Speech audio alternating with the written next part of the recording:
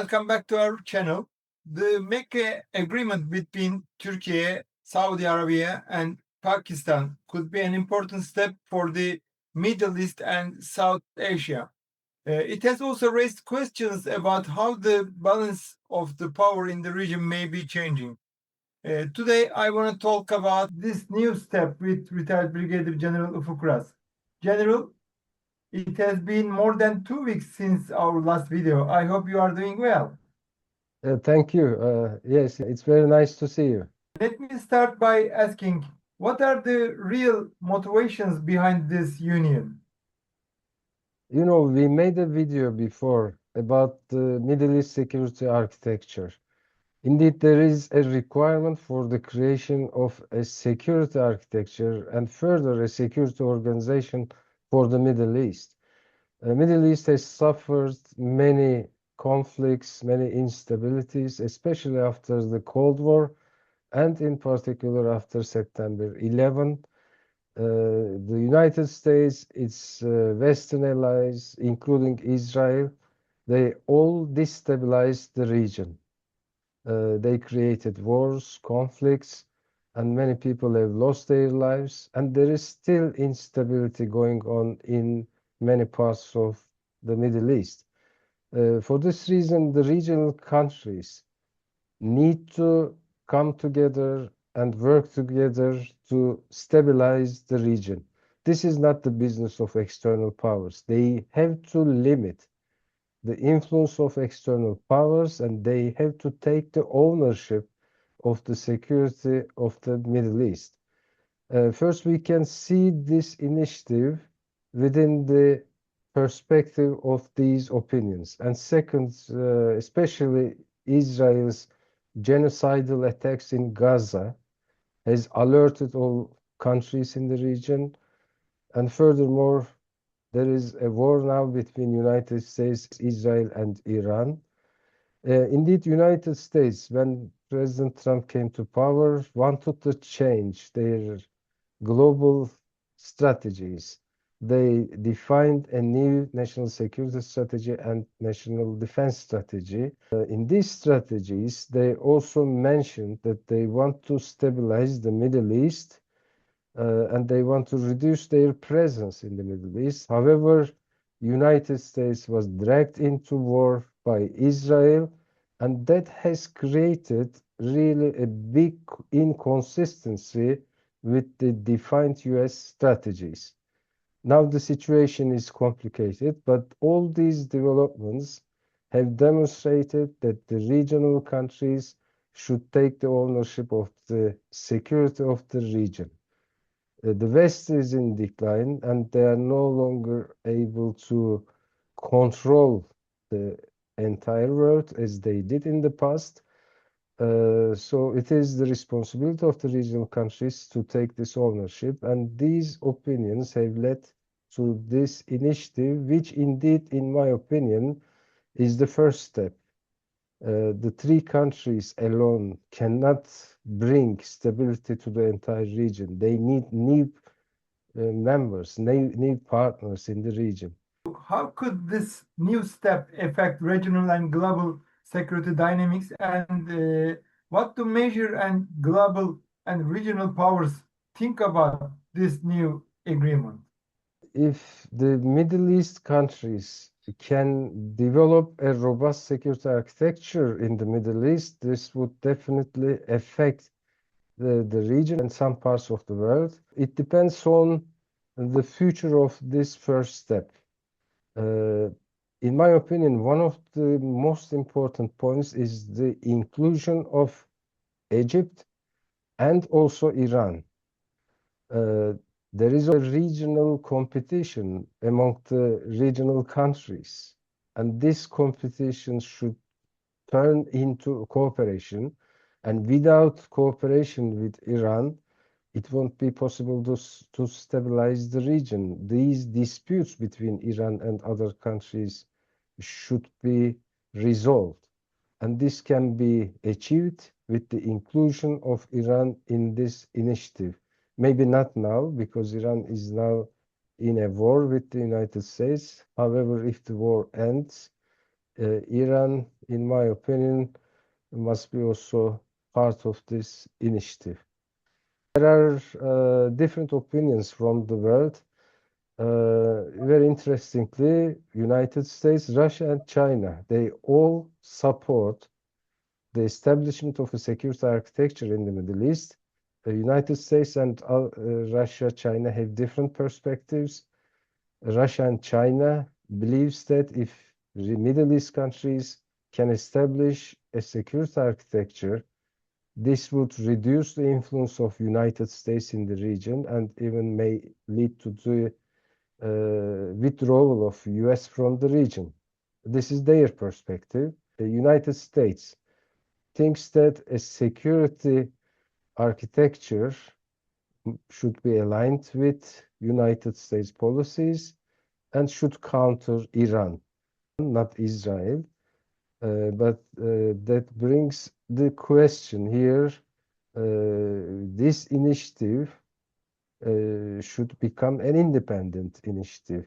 If it aligns itself with the United States and Western organizations and counter Iran, definitely this will not bring any stability to the region.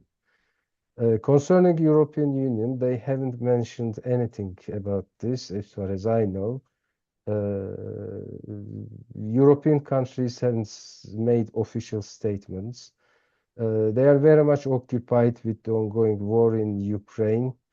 They have many domestic problems. They do face other issues, and the Europeans also are in decline, that they cannot allocate resources and effort to control other regions as they did in the past. Israel is very much concerned with this. Israel sees this as a direct threat to itself. Greece and Israel established some security and defense cooperation. Indirectly, Greece is also concerned with this initiative. So as India, because India and Pakistan always had tension. They fought 4 wars in the past, and India is not happy with this initiative. Iran has 2 opinions. According to Iran, if this initiative does not target Iran, then it's a positive development. Long before this initiative, Iranian officials mentioned that they would also want to be part of such an initiative. So the critical point here is the independence of this organization from external influence. If they can be able to achieve this, this would be an important step for the success of this organization. Do you think this union could become a bigger regional security and defense group in the future with other countries joining? If so, could it help to solve regional problems and reduce instability? What are the main risks that could make it fail? First of all, the signatory countries stated that this is open to new partners and members. It shows that this initiative will grow. They will include members from the Middle East. But in my opinion, first Egypt and then Iran must be included as members or parties to this agreement. Involving too many countries will hamper the effectiveness and the institutionalization of this agreement in short term. There are 5 key critical countries: Pakistan, Turkey, Saudi Arabia, Egypt, and Iran. If this is achieved, after that, other countries in the region can also be members of this future prospected organization. What could be the main factors that could affect the success or failure of this organization? First of all, the inclusiveness. As I said, Egypt and Iran must be members. And second one is the identity of the organization. It should not highlight and emphasize the religion ethnicity or sectarian definitions. I mean, this organization should not be defined as a religion organization, because if you do so, automatically others will perceive this organization as a threat. In that sense, the organization should directly focus on the security interests of the region and security problems of the region. Another important point is the institutionalization. Without a robust institutionalization, the organization cannot be successful. NATO is a typical regional organization which has a history of 80 years almost. I don't say that the policies of NATO are good, but I can say that the institutions of NATO and the structures of NATO works very well. They have decision-making systems, advisory systems, headquarters, allocated forces. They have interoperability systems. They have joint trainings, exercises, and so on. So when you develop a regional organization, especially a defense organization, first you have to create these structures, and then you need to make strategic assessments, strategic threat assessments, and then you need to develop strategies, you need to develop plans, identify force requirements, and you have to train these forces, and you have to use same standards, same language, and these forces need to carry out joint exercises. So it is a long process. It is not an easy business. There are too many things to be created, and these systems, procedures must function in a synergistic fashion. So it will take time, but if they can manage to do that, then this organization can become a credible and successful organization. But if this institutionalization cannot be realized, this can be a failed initiative. The officials of the three countries said that an attack on one country would be seen as an attack on all three, similar to NATO's Article 5, you know. How could this actually work in practice? What kind of technical and political systems would be needed to make it work? What do you think?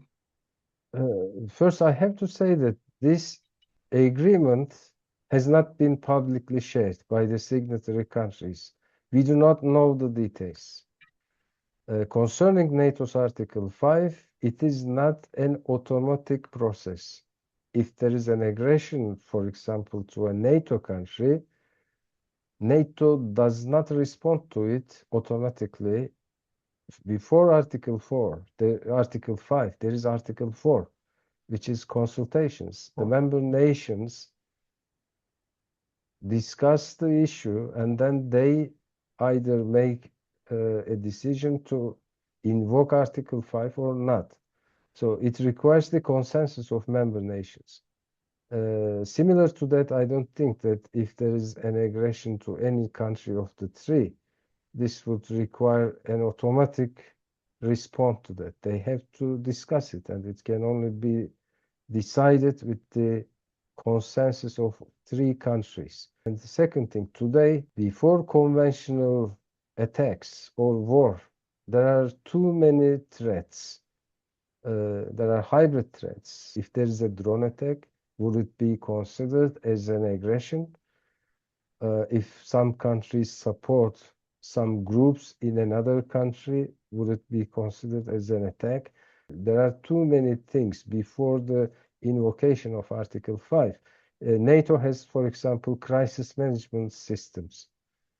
They developed crisis management measures to counter and to address different nature of security threats. They do have rules of engagement. For this reason, as I said, if this is going to be an organization, then they need many systems and procedures to be defined. At this stage, it is too early because there is even no any political decision-making system established. It would take time, but the key point here is there are too many works to be done. Many efforts are needed. It requires a very high level of commitment, a high tempo work. If the countries are determined to reach an institutional system, they can make it work. But if they don't put the required effort into this and they don't put the required resources, it won't become a credible organization. General, I would like to thank you once again for sharing your very insightful views of one of the most important and timely topics of recent days. Thank you for having me. It is only a first step. We will be tracking the developments regarding this issue as well. Thank you very much for watching us. Hope to see you again on our next programs. Bye.